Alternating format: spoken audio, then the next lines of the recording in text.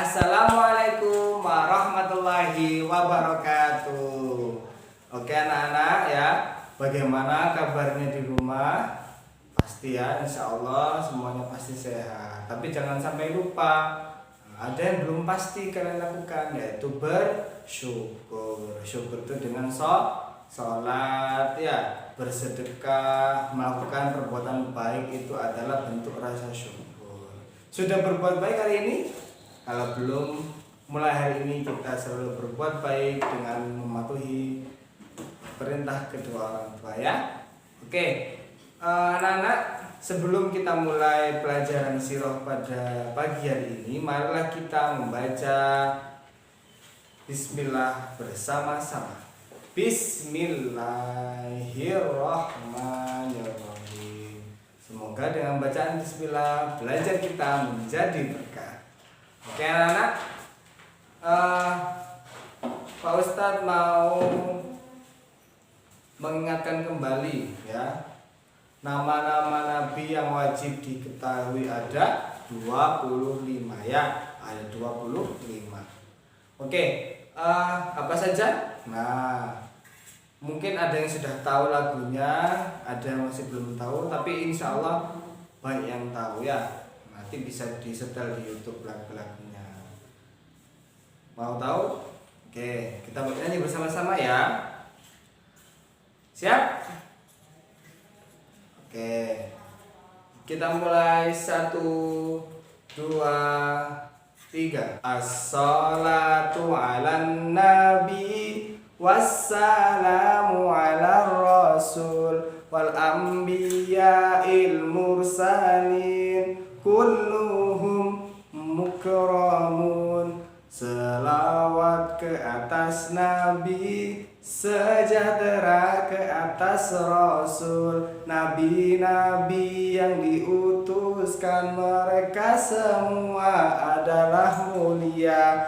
Adam, Idris, Nuh, Hud, Saleh, Ibrahim, Lut, Ismail, Ishak, Yakub, Yusuf, Ayub, Su'aib, Musa, Harun, Zulkifli, Daud, Sulaiman, Ilyas, Ilyasa, Yunus, Zakaria, Yahya, Isa, wal akhirul khatimul anbiya, Muhammad al-Mustafa.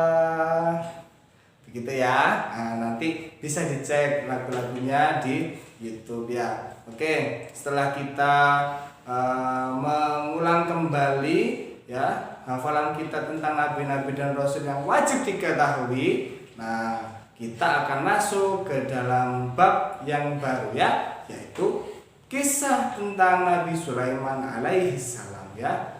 Seperti apa kisahnya dan bagaimana perjalanannya dalam mengemban amanah sebagai Nabi Allah Subhanahu wa Ta'ala. Mari kita simak video berikut ini.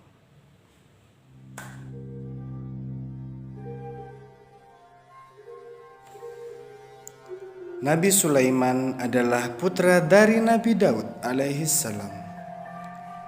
Beliau dikaruniai Allah bahasa binatang seperti ayahnya. Kebijaksanaannya sudah terlihat mulai kecil. Ia berhasil menyelesaikan persoalan secara adil. Nabi Sulaiman dikaruniai Allah kerajaan yang sangat megah, terbuat dari bahan bumi maupun dasar lautan. Istana itu dibangun oleh manusia dan jin. Begitu indah dan menakjubkan istana itu. Bukan hanya manusia, jin, binatang, bahkan angin pun tunduk dan patuh pada Nabi Sulaiman.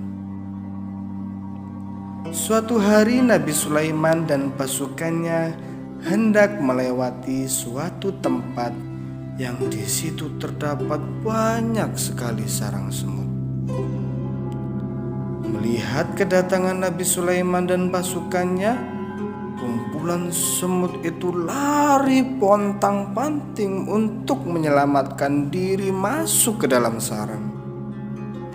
Mendengar suara semut-semut yang panik ketakutan, Nabi Sulaiman tersenyum dan memerintahkan pasukannya untuk berhenti menunggu semut masuk ke dalam sarang dan berjalan dengan hati-hati agar tak terinjak semut itu. Ketika Nabi Sulaiman mengadakan pertemuan dengan anggota kerajaan jin, manusia, dan binatang, semua menghadiri pertemuan itu, kecuali burung hudhud yang terlambat hadir. Burung hudhud menceritakan alasan keterlambatannya, bahwa di negeri Saba ia melihat seorang ratu yang memiliki kedudukan yang agung. Kerajaannya luas dan rakyatnya hidup makmur. Ratu itu bernama Balqis. Namun ratu dan rakyatnya itu tidak menyembah Allah, melainkan menyembah matahari. Nabi Sulaiman langsung menulis surat untuk dikirimkan pada Ratu Balqis. Nabi Sulaiman meminta Ratu Balqis untuk tidak sombong dan mau beriman kepada Allah Subhanahu wa Ta'ala. Dibawalah surat itu oleh Hudhud dan sampailah ke tangan Ratu Balqis. Dibacalah surat itu oleh Ratu Balqis. Dia pun penasaran dengan kerajaan Nabi Sulaiman. Ratu Balqis tercengang dan sangat takjub akan istana Nabi Sulaiman yang dilihatnya. Ratu Balqis langsung bersujud dan menyatakan keimanannya. Akhirnya Ratu Balqis menikah dengan Nabi Sulaiman dan hidup berbahagia dengan keimanannya. Hampir tak seorang pun mengetahui kapan kematian Nabi Sulaiman, baik dari golongan jin dan manusia. Seperti biasa, Nabi Sulaiman selalu mengawasi kegiatan Punawa dan prajuritnya dari golongan jin dan manusia. Mereka selalu bekerja keras dan merasa selalu diawasi oleh Nabi Sulaiman. Wafatnya Nabi Sulaiman baru diketahui manakala beliau jatuh tersungkur ke lantai setelah tongkat yang digunakannya rapuh dimakan rayap.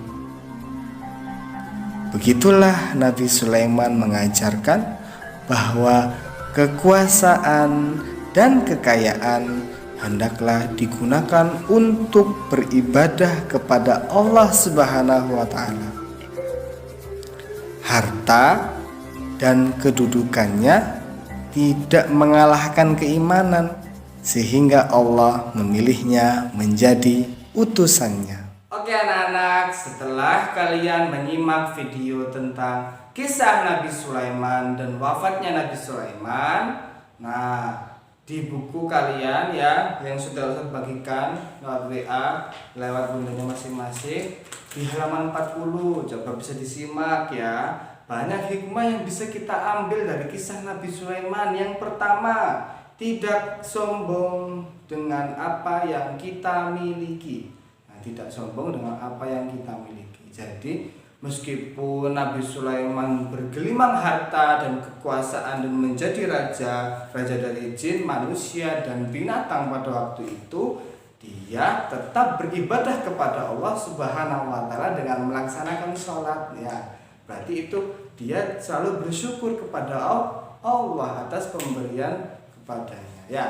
Yang kedua, menggunakan kepandaian yang dimiliki untuk kebaikan. Nah ya, jadi kecerdasan yang dimiliki oleh Nabi Sulaiman itu ya dibuat untuk apa? Untuk berdakwah, menyampaikan kebaikan. Nah, Banyak ya orang-orang sekarang pintar tapi tidak solih. Nah, Nabi Sulaiman pintar iya, solih iya, kaya juga.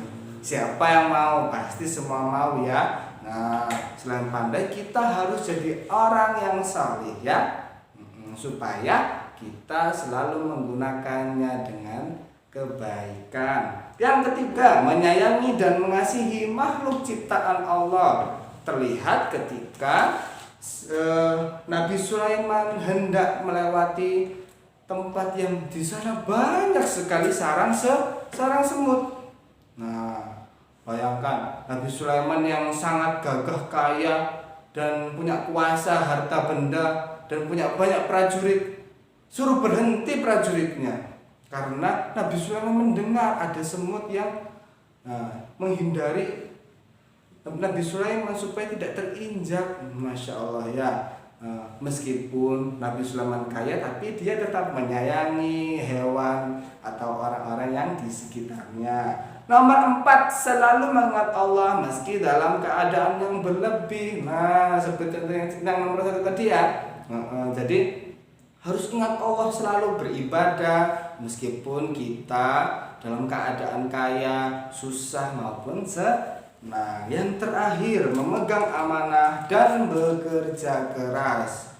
Nabi Sulaiman sangat amanah dengan perintah Allah dan amanah dari Allah menjadi putusan Allah dan bekerja keras. Nah, nggak mungkin orang bisa kaya tanpa bekerja keras. Tidak mungkin orang bisa punya kekuasaan, kerajaan, dan punya istana yang megah tanpa ada kerja keras. Begitu ya. Itu tadi 5 hikmah yang bisa kita dapatkan dari kisah Nabi Sulaiman. Nah, bagaimana menurut anak-anak? Kalau menurut anak-anak bagaimana kisah-kisah hikmahnya? Pasti akan lebih banyak lagi ya. Oke. Sekian dari Ustaz Irsyad ya. Mudah-mudahan kisah Nabi Sulaiman ya yang sudah disajikan bermanfaat buat anak-anak sekalian, semakin menjadi baik dan semakin menjadi anak yang saleh. Assalamualaikum.